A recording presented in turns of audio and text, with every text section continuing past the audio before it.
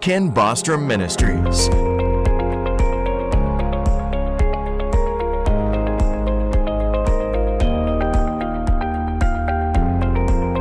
Beginning January 2018, Bostrom Ministries engaged in a whole new assignment by entering the airwaves of the world. Don't miss Ken and Mary Bostrom Ministries live.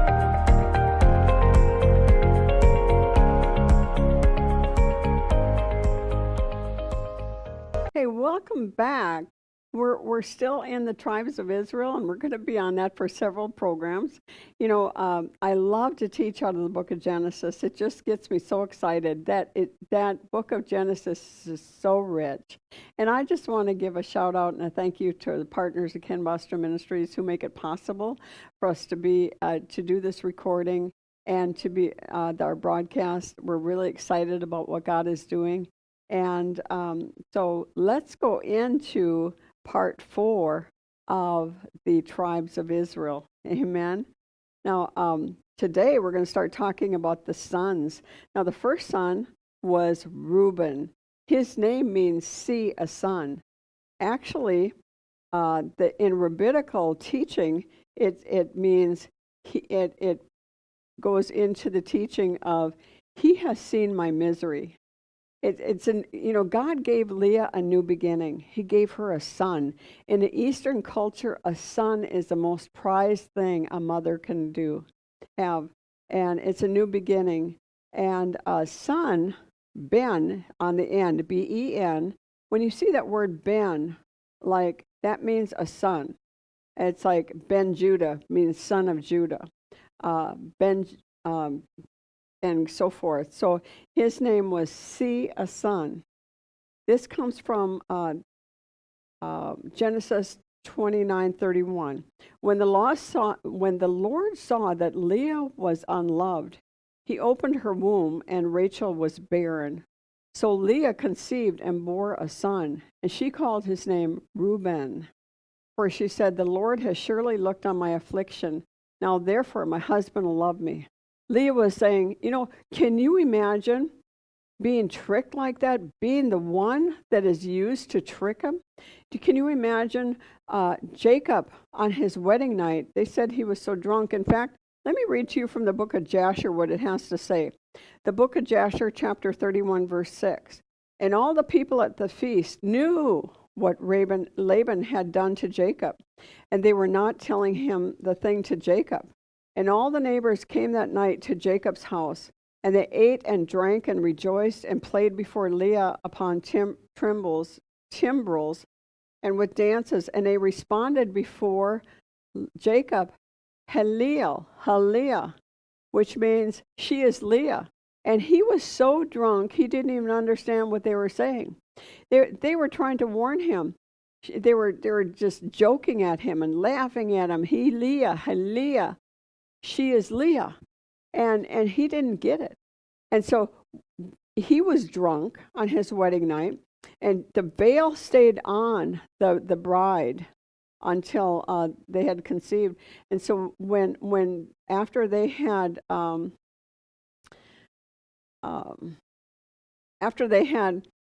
in their wedding night, she lifted off her veil, and he saw that he had been tricked.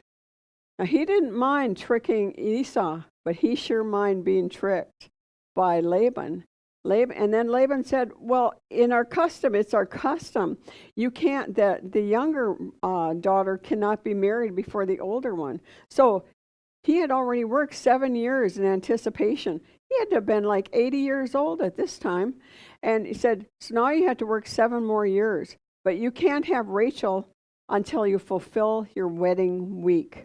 Now, that's one of the reasons why I believe about that Jesus is going to catch up the bride before the tribulation, because it's the whole thing about the tribulation. It starts talking about the bridegroom coming for the bride and then having their wedding week. That's 7 days, and a day is going to be the week. Anyway, and so it goes way back to then. Back then, the husband and wife stayed in that bridal chamber for 7 days. And until then, I mean, he spent that whole time. And can you imagine Leah being unloved? And not just being unloved, but he was angry with her for being part of that, being part of tricking him. And so when she had a son, she rejoiced because she said, now he will love me. Now he will love me because I gave him a son. Did he love her? No. He slept with her just out of duty, but he loved Rachel. So here we go into the symbols. Each tribe has got a symbol, a banner, a gemstone that's in the breastplate of the high priest. They have a month, they have a strength, and they have a weakness. The symbols both speak of the symbol of the mandrake, the symbol of mandrake and rising sun. Sometimes you have the rising sun and the mandrake together. The rising sun would be a new beginning. That's that's when the first son, the rising sun, that was his first son, and so he was the firstborn. And mandrake was when he went out to find this mandrake and this is found in Genesis 30:14 through 18. He was either about 14 or 15 years old. He loved his mama. He was a mama's boy. And a mandrake was about the size of an apple. It was known to have sexual arousal abilities. Arabs call it the devil's apple. And he stood between his mother's broken heart and his father's love for Rachel. And so when he found the mandrake, he brought it to his mother because he figured, this will cause my father to come back to my mother. He was always fighting for that. And the month is Tammuz. Tammuz is a very serious month. This is a month that of the golden calf incident in the wilderness, different things like that. Every single tribe represents a month of the year. And it speaks, what that tribe is, speaks into now. You know, Chuck Pierce, I love to watch Chuck Pierce. I love his prophetic insight into things. And you'll see every month they talk about a tribe. And this is how you bring it into the prophetic, into the now. Because he's not just talking about history, they're talking about the now. Every tribe has a strength and a weakness. Now, the strength of Reuben was he was a good farmer and a good shepherd. But there was no famous people from his lineage. He was just common, just ordinary. And weakness is he did not like to fight, even to defend his family. And he had great bipolar tendencies, up one day, down the next. And his fault, and he wanted to accomplish everything his own way. He didn't want to do it God's way. Now let me liken that into the now. What pastors do you see that are really good shepherds? They have a really good flock. They have a really, their messages are good. They make you feel good and make you feel good about yourself. And they don't speak much about the Bible, but they might bring a scripture out, and then the rest of the time they'll just talk about you because they make you feel good about yourself. Well, that's a good shepherd making you feel good. But those shepherds are not going to fight. They're going to be like Reuben. They're not going to tell you about what God says about gay marriage. They're not going to tell you what God says about abortion. They're not going to tell you what's happening in your area so that you can pray about it. They don't want to fight. They don't want to talk about anybody politically. They don't want to talk about, because they might lose a person. They will not fight. They will not come in and say, this is wrong. This is wrong. They won't tell people to get out and vote. They won't tell people that if you vote for abortion, you're going to have to answer to Jesus. That's the truth. A pastor should be telling you. Hosea 4:6 says, my people perish for a lack of knowledge because they've rejected knowledge. So if you're a pastor and you're watching today, Do you want to be a Reuben? Because Reuben, this was his choice. At any time, he wouldn't even fight to defend his own family. He was a coward, but he was a good shepherd. He was a good farmer, but he had no lineage that was famous. Nobody really did anything for the Lord from his lineage. Now, almost everybody, every one of the 12 tribes had a prophetic word from Jacob. Remember, the last word of Abraham, Isaac, and Jacob, when they blessed, that blessing stayed with the entire lineage. I will remember my covenant of love with 1,000 generations to those who love me, those who keep my commandments. And though that the right hand of blessing of that father stayed with them, it did not leave them. And so here's Jacob's prophecy in Genesis 49:3. Now, I want to get to this because I want to show you something here. Genesis 49:3. And Jacob called his sons and said, "Gather together that I may tell you what shall," that word shall, you cannot use that in government documents because that means it will happen with a certainty. It cannot be undone. It has to happen.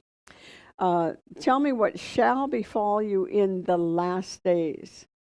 Now, these guys all of these sons were going to die in Egypt during the 400 years in Egypt. They're not alive today. Oh, but they are. That prophetic word will never be taken away. So all the generations, they're fulfilling that prophetic word on each one of them. Now, so Jacob's prophecy is still alive today over the lineage of Reuben or spiritual Reuben. Now remember last week we talked about there's a natural Israel and there's a spiritual Israel. We're grafted in the vine. The church is now one new man. And we will be fulfilling those assignments of that lineage.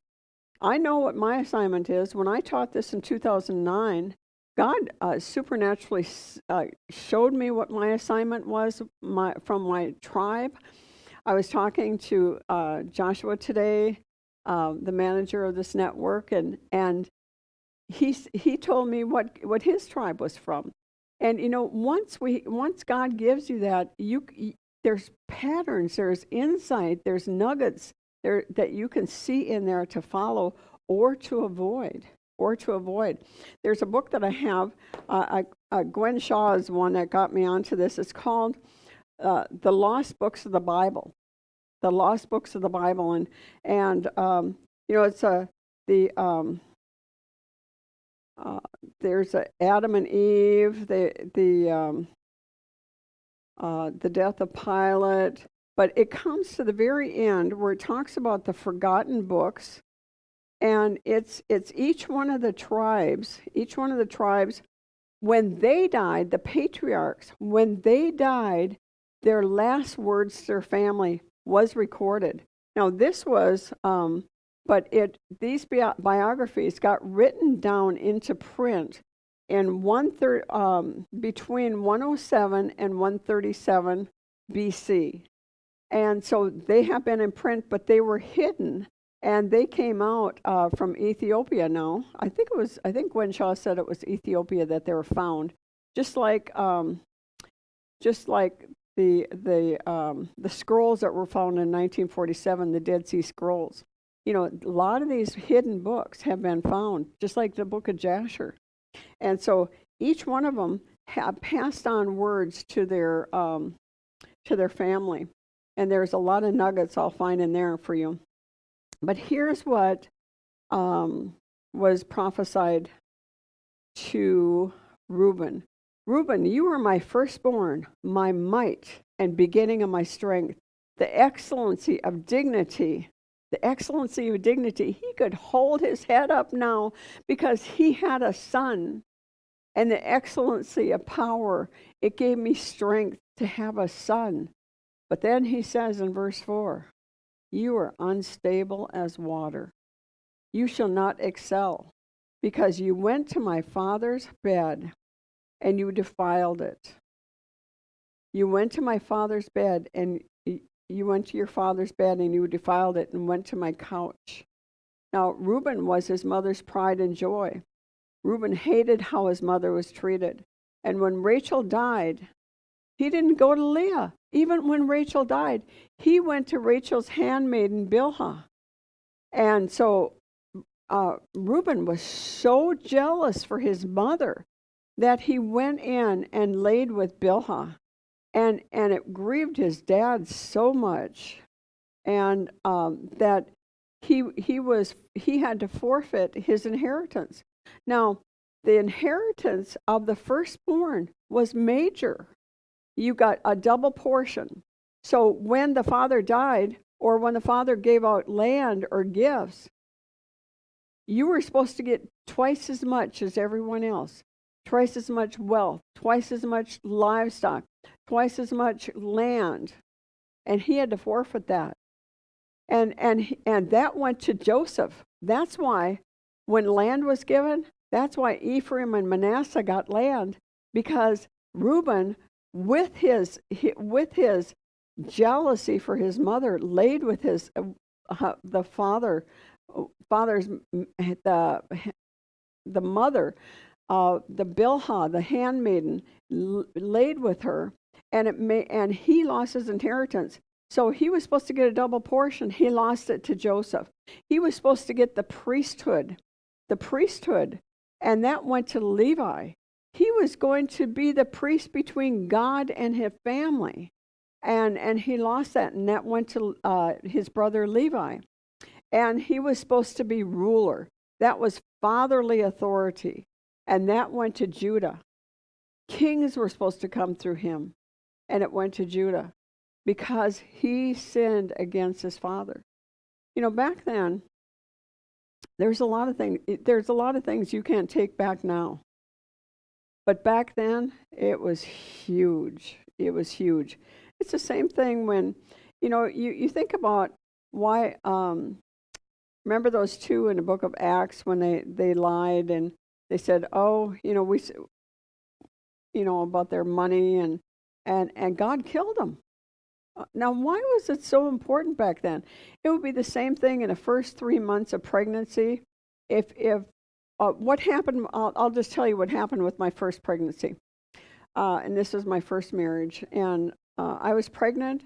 And during the first 3 months, we didn't know a lot of things back then. Goodness sakes, that was 1967 when I got pregnant.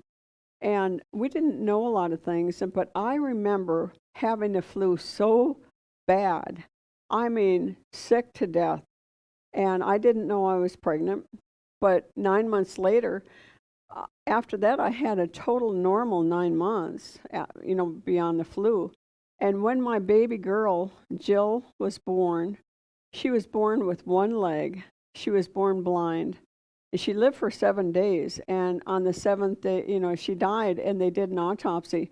And all the veins to her heart, they said, looked like it was just mangled. They were just all tied together.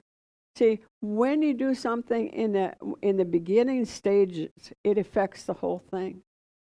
And that's what anything in the beginning stages of the 12 tribes, that was huge. That would affect the entire 12 tribes. And so Reuben should have had double portion. He should have been the priest of the family. He should have been the ruler of the family. But he lost it all to Joseph, to Levi, to Judah for what he did. Now Moses' prophecy, Deuteronomy 33:6, let Reuben live and not die, and let his men be few. Nor let his men be few. He's saying, give him another chance. Let his lineage be. And the complete Jewish Bible says, even though his numbers grow few. Now, see, what Moses saw was Reuben had his descendants were part of Korah's rebellion. Remember, Korah came against the authority of Moses and Aaron. He came against that authority because he says, I'm from the priesthood too. I'm from the tribe of Levi too. And so Korah had 250 people with him that were standing with him, rebelling against Moses and Aaron, and they were from the lineage of Reuben. And so, there was a tendency that entire tribe was going to die out. But Moses was interceding for them. In Judges 5:16, the tribe of Reuben is scorned for its failure to join the others against the Canaanites. And except for 1 Chronicles 5:30 through 20, it does not again appear in Israel's history. Isn't that amazing? And in my notes here, it's furthermore, by AD 1951, no Jew, now that's in our time, 51, I was a couple of years old. No Jew was permitted to enter the territory once allotted to Reuben. The whole territory, which was quite capable of cultivation, is now deserted by the settled inhabitants. And this comes from the John D. Davis from the Dictionary of the Bible. Is then being restored not by Israelites, but by Arabs. One of the things about Reuben is he did have a big brother's heart. In Genesis 42:21, and they said to one another, "We are truly guilty concerning our brother Joseph, for we saw the anguish of his soul when he pleaded with us, and we would not hear. Therefore the distress has come upon us." And Reuben answered them, saying, "Did I not speak to you, saying, 'Do not sin against this boy'? And would you not listen? Therefore, behold, the blood is now required on us." Even he went to the point of, that Joseph had taken Simeon and said, "You can't have Simeon back until you bring Benjamin." And so when they went back to Jacob and said, we have to bring Benjamin or they're going to keep Simeon. And he says, "I guarantee my 2 sons that Benjamin will return." In communist countries today, somebody has to guarantee that you'll come back. And that's exactly what he was doing. Now here, the land division, you can see this by the blue arrow there. It's modern day Jordan. It's on the other side of the Dead Sea. And in the millennial, Reuben will have his portion between Ephraim and Judah in Israel's side, north of Jerusalem. So, his end is going to be better than his beginning. You know what? God has a plan no matter how big you mess up. No matter how big you mess up, God has a plan for you. Don't forget about that. Trust in the Lord with all your heart, and don't lean on your own understanding. God bless you. See you next time. Bye-bye. This is Ken and Mary Bostrom. We thank you for joining us today.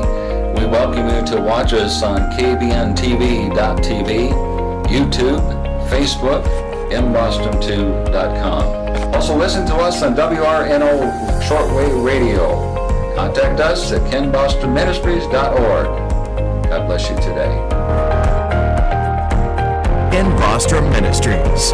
www.kenbostromministries.org. Don't miss Ken and Mary Bostrom Ministries live. Contact them at 832-212-1138.